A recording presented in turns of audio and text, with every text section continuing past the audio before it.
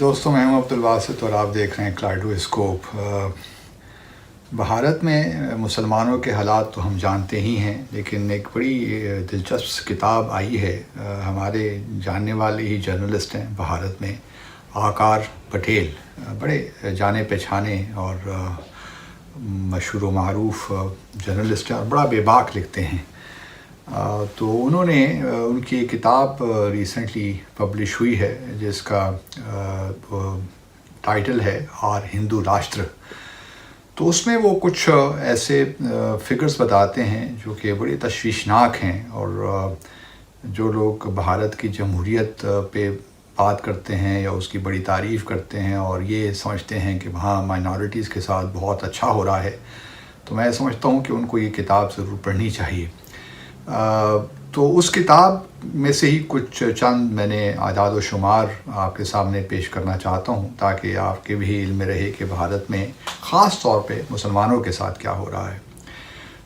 تو پٹیل صاحب یہ لکھتے ہیں کہ بھارت میں جو سینسس ہوا تھا 2011 میں، اس کے مطابق جو بھارت کی آبادی کا تقریباً 15% آپ کہہ لیجئے کہ مسلمان ہیں، اور ان 15% مسلمان جو پاپولیشن ہے، آبادی ہے، اس کے تحت تقریباً 5% مسلمان یا تو سینٹرل گورنمنٹ میں یا جو اسٹیٹ گورنمنٹس ہیں ان کے امپلائیز ہیں یا وہاں پہ کام کرتے ہیں۔ تو 15 سے تقریباً 4.9% جو لوگ ہیں وہ جابس کرتے ہیں سینٹرل گورنمنٹ میں یا پھر جو اسٹیٹس کی جو گورنمنٹس ہیں۔ اس کے بعد وہ کہتے ہیں کہ تقریباً 4.6% جو لوگ ہیں وہ پیراملٹری سروسز میں ہیں، اور اسی طرح جو ہے انڈین ایڈمنسٹریٹو سروس ہے یا انڈین فورن سروس ہے یا انڈین پولیس سروس ہے، اس میں تقریباً 3.2% لوگ کام کرتے ہیں۔ تو یہ 15% ٹوٹل پاپولیشن ہے اور 3.2% لوگ انڈین ایڈمنسٹریٹو، جس طرح ہمارے ہاں DMG ہے یا پاکستان ایڈمنسٹریٹو سروس ہے، انڈین فورن سروس اور IPS کو ملا کے تقریباً 3.2% مسلمان وہاں پہ کام کرتے ہیں۔ اور جو ملٹری ہے، آرمڈ فورسز ہیں جو بھارت کی، اس میں 1% سے بھی کم مسلمان لوگ ہیں۔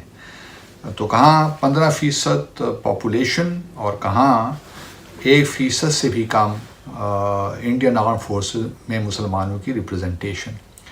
پھر یہ بات یہاں ہی ختم نہیں ہوتی، اگر آپ دیکھ لیجئے تو لوک سبھا جو ہے بھارت کی، آپ کہہ لیے قومی اسمبلی یا لوور ہاؤس آف لیجسلیچر، اس میں جو 15% پاپولیشن ہے مسلمانوں کی، اس حساب سے تقریباً 74% جو ہیں مسلمان وہاں پہ ہونے چاہیے، لیکن صرف اور صرف جو ہے وہاں پہ اس وقت جو مسلمان لوک سبھا کے ممبر ہیں وہ 27 ہیں ممبرز۔ اور یہ بھی بڑی انٹرسٹنگ بات ہے کہ 28 اسٹیٹس ہیں بھارت میں، اس میں اس وقت ایک بھی چیف منسٹر نہیں ہے، اور صرف اور 15 جو ہیں 15 اسٹیٹس میں، 28 میں تو کوئی چیف منسٹر ہی نہیں ہے، 28 کے 28 اسٹیٹس میں، 15 اسٹیٹس میں تو کوئی منسٹر بھی نہیں ہے۔ صرف 10 اسٹیٹس ہیں جس میں آپ کو مسلمان منسٹر مل جاتا ہے، وہ بھی صرف مائنارٹی افیئرس کو دیکھنے کے لیے۔ اسی طرح ایک اور بڑی انٹرسٹنگ ہے وہ یہ کہ بی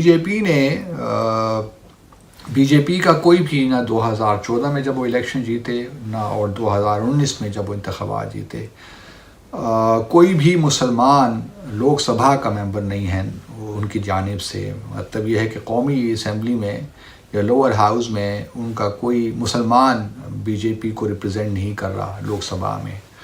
اور دوسری بڑی انٹرسٹنگ بات یہ ہے کہ گجرات میں، جو کہ پرائم منسٹر مودی کا گھر رہا ہے، اور اس میں 1998 سے بی جے پی نے کوئی مسلمان کینڈیڈیٹ کھڑا ہی نہیں کیا، نہ لوک سبھا کے لیے نہ ویدھان سبھا کے لیے، یعنی کہ جو اسٹیٹ اسمبلی ہے اس کے لیے بھی نہیں۔ اور یہ بھی آپ کو یاد رہے کہ گجرات کا جو آبادی ہے اس کا تقریباً 9% جو ہیں وہ مسلمان ہیں. تو یہ بڑی انٹرسٹنگ ڈیٹیلز ہیں. اور سب سے آخر میں جو سب سے دلچسپ ڈیٹیل ہے بات جو میں آپ کو بتانے جا رہا ہوں وہ یہ ہے کہ جو بھارت کی انٹیلیجنس سروس ہے، ریسرچ اینڈ انالیسز ونگ جسے ہم کامنلی را کہتے ہیں، اس میں آج تک کسی مسلمان کو امپلائی نہیں کیا گیا. کوئی مسلمان اس انٹیلیجنس ایجنسی میں نہیں ہے. تو اس سے آپ اندازہ لگا سکتے ہیں کہ بھارت میں مسلمانوں کی کیا صورتحال ہے. اکثر ہمارے جو انڈین بھارت کے لوگ ہیں وہ ہمیں یہ دلیل دیتے ہیں کہ جی ہمارا تو پہلا پریزیڈنٹ تو ہمارے یہ اور ہمارے وہ چیف الیکشن کمشنر اور ہمارے وہ مسلمان تھے اور یہ تھا وہ تھا. لیکن اگر آپ دیکھیے تو 15% کی آبادی میں یہ صورتحال ہے.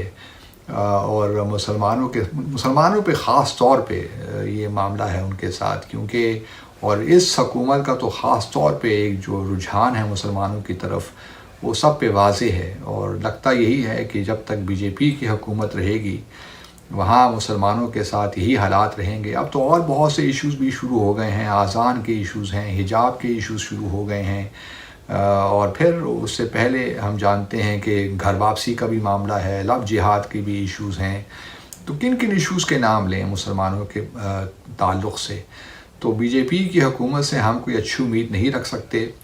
جب سے مودی صاحب آئے ہیں انہوں نے افطار پارٹیز بھی ختم کر دی ہیں. پہلے پرائم منسٹر رمضان میں ایک افطار پارٹی دے دیا کرتے تھے، وہ معاملہ بھی ختم ہو گیا ہے.